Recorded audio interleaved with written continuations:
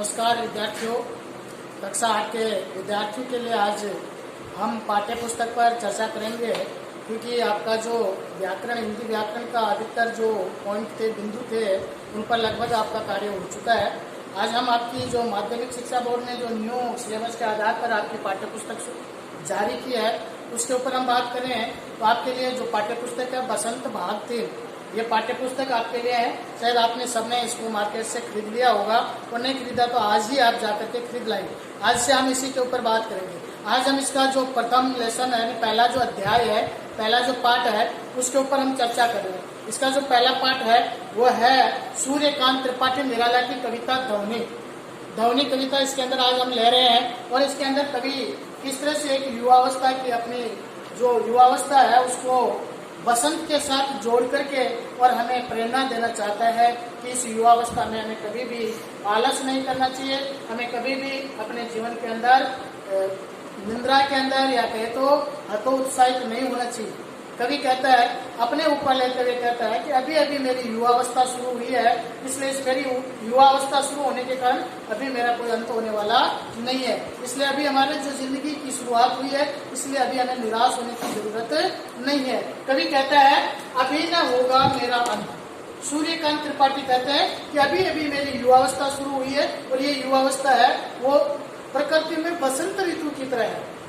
जिस तरह से प्रकृति में बसंत ऋतु आती है और चारों ओर प्रकृति के अंदर उत्साह बढ़ जाता है, एक सुंदर मनोरम वातावरण हो जाता है, ठीक वैसे ही हमारे जीवन में युवावस्था आती है तो हमारे जीवन में भी जोश बढ़ जाता है, उत्साह बढ़ जाता है। चारों ओर हम अच्छे वातावरण को हम बना सकते हैं, अच्छे वातावरण का उपयोग कर सकते हैं। अभी न होगा मेरा अंत। कवि कहता है, अभी तो आया है मेरे जीवन में मधुर बसंत। कवि ने यहाँ युवावस्था को मधुर बसंत की उपमा दी। देखिए, कवि कहता है कि अभी अभी मेरे जीवन में युवावस्था शुरू हुई है, इसलिए मेरे जीवन का अभी अंत होने वाला नहीं है। युवावस्था को उसने मधुर बसंत के समान बताया है। अभी न होगा मेरा अंत, क्योंकि अभी युवावस्था शुरू हुई है, इसलिए अंत नहीं होगा। कवि आगे कहता है कि जिस तरह से प्रकृति में बसंत के आगमन पर मधुर बसंत के आगमन पर क्या होता है, हरे हरे ये पात डालियां कलियां कोमल का, कि जिस तरह से प्रकृति के अंदर हरे हरे पत्ते आते हैं, नई नई टहनियां, नई नई शाखाएं पेड़ों के अंदर आती है, और उनके अंदर नई नई कलियां जो बहुत ही कोमल और मुलायम होती है, ठीक वैसे युवावस्था आने पर हमारे शरीर के अंदर भी नए शारीरिक विकास होते हैं। नए शारीरिक विकास के साथ हमारे मन के अंदर भी नए नए ऊर्जावान विचार आते हैं। उन विचारों को और हमारे शारीरिक क्रियाकलापों को कवि ने प्रकृति के साथ जोड़ करके इसका मानवीकरण करते हुए कहा कि जिस तरह से मधुर वसंत के अंदर प्रकृति में हरे हरे पत्ते, डालियां और कलियां और एक कोमलता लिए हुए आते हैं, वैसे युवावस्था भी बड़ी कोमल और मधुर होती है। इसलिए उसके अंदर हमें बड़ी सावधानी से उसका जीवन का उपयोग करना चाहिए। कवि कहता है, मैं ही अपना स्वप्न मधुर कर। अब देखिए, युवावस्था में नए नए सपने होते हैं, यानी नई नई तमन्नाएं, इच्छाएं होती है। तो कवि कहता है, मेरी अपनी जो तमन्नाएं, इच्छाएं हैं, अपने जो मधुर सपन है, उन्हें मधुर सपनों को मैं ही अपने उन सपनों को क्या करूंगा, अपने हृदय के अंदर जगाऊंगा। जैसे आपको पता है कि आपकी युवावस्था के अंदर लोग आपको प्रेरित करते हैं, प्रेरणा देते हैं, लेकिन कवि के तो क्या है, कोई है नहीं। इसलिए कवि कहता है, मैं खुद ही अपनी जिंदगी की अपनी जो इच्छाएं हैं उनको जगाऊंगा या जागरूक करूंगा, और फेरूंगा निद्रित कलियों पर, और फिर अपने उन विचारों को मैं, वो जो आलसी लोग हैं, जो देश के नौजवान निंद्रा मग्न है, नींद में सोए हुए हैं, आलस्य युक्त है, उनको जगाऊंगा, फेरूंगा निद्रित कलियों पर। अपने विचारों को फेरने के बाद कवि कहता है कि मैं अपने विचार, जो अपने उत्साहपूर्वक विचार है, प्रेरणादायक विचार है, वो उन आलसी लोगों पर, कलियां या नौजवानों के लिए आया, जो अभी अभी विकसित हो रहे हैं नौजवान, उनके लिए कवि ने कलियों शब्द का प्रयोग किया। निंद्रित क्यों कहा गया, कि वो अभी आलस में है, अभी वो अपने भावी जीवन के बारे में कुछ नहीं सोच रहे। कवि इसलिए उसका अपने सपने यानी अपने मन की जो विचारधारा है वो मैं उनके ऊपर फेरूंगा। कि जिस तरह से प्रातः काल का समय होता है और माँ बच्चे पर हाथ फेर कर उसको जगाती है, सपनों से जगाती है, मधुर सपनों से जगाती है, उसको जागृत करती है, ठीक वैसे ही कवि आलस्य में सोए हुए देश के नौजवानों को जगाने की बात कहता है।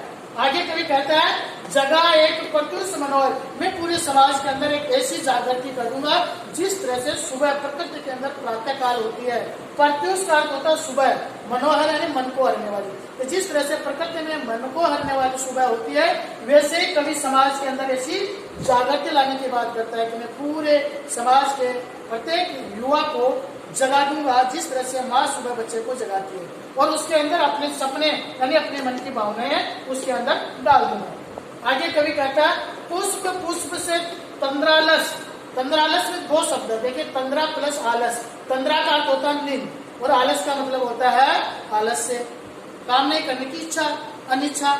तो कवि कहता है पुष्प पुष्प, जिस तरह से प्रकृति के अंदर एक एक फूल होता है, बसंत ऋतु क्या करती है उसमें से उसका पूरा आलस्य पूर्जा बुझाया हुआ सींच लेती है और उनको प्रफुल्लित कर देती है। ठीक कवि भी वैसे ही प्रत्येक पुष्प या नौजवानों के लिए कहा गया है कि देश के प्रत्येक नौजवान से उसके जीवन का आलस्य और नींद खींच लूंगा, लालसा खींच लूंगा मैं, यानी उनमें से निकाल लूंगा उनके आलस्य की लालसा यानी इच्छाएं, जो आलस्य और निंद्रा की इच्छाएं हैं उनको मैं खींच करके निकाल लूंगा, यानी उनको उसके ऊपर से हटा दूंगा और फिर उसके अंदर क्या करूंगा, द्वार दिखा।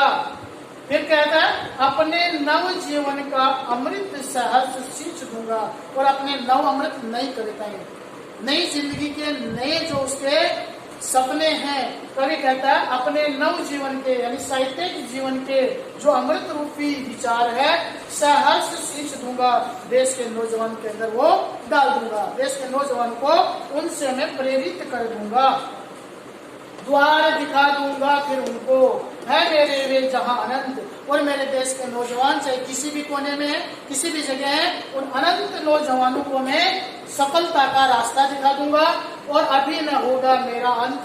कवि कहता है इसलिए मेरा अभी कोई अंत नहीं होगा, क्योंकि अभी मेरी युवावस्था शुरू हुई है। जिस तरह से प्रकृति के अंदर बसंत ऋतु के आगमन पर किसी पेड़ की या कहे तो किसी लता की या फूल की उस समय कोई मृत्यु या कोई आलस्य या मुरझाना नहीं होता है, ठीक वैसे युवावस्था में भी कोई व्यक्ति है उसकी मौत नहीं मानता है कभी। कभी कहता है ये तो हमारी जिंदगी का सुनहला बसंत की तरह है, एक बहुत ही मधुर समय होता है जिसका हमें सदुपयोग करना चाहिए।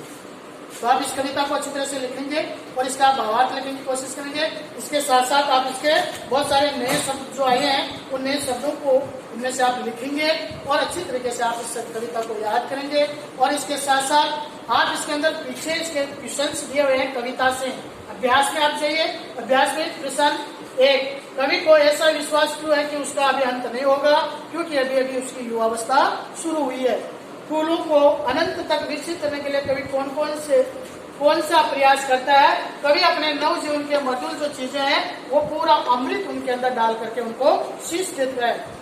कवि पुष्पों की तंद्रा और आलस्य से दूर हटाने के लिए क्या करना चाहता है, कवि अपने नव जीवन के अमृत रूपी रस उसके अंदर शीश देना चाहता है उन फूलों के अंदर, और उनकी निंद्रा और आलस्य को हटा देना चाहता है। तो ये आप इसके क्वेश्चन करेंगे, इसके साथ साथ आप इस कविता को अच्छी तरह से पढ़ेंगे।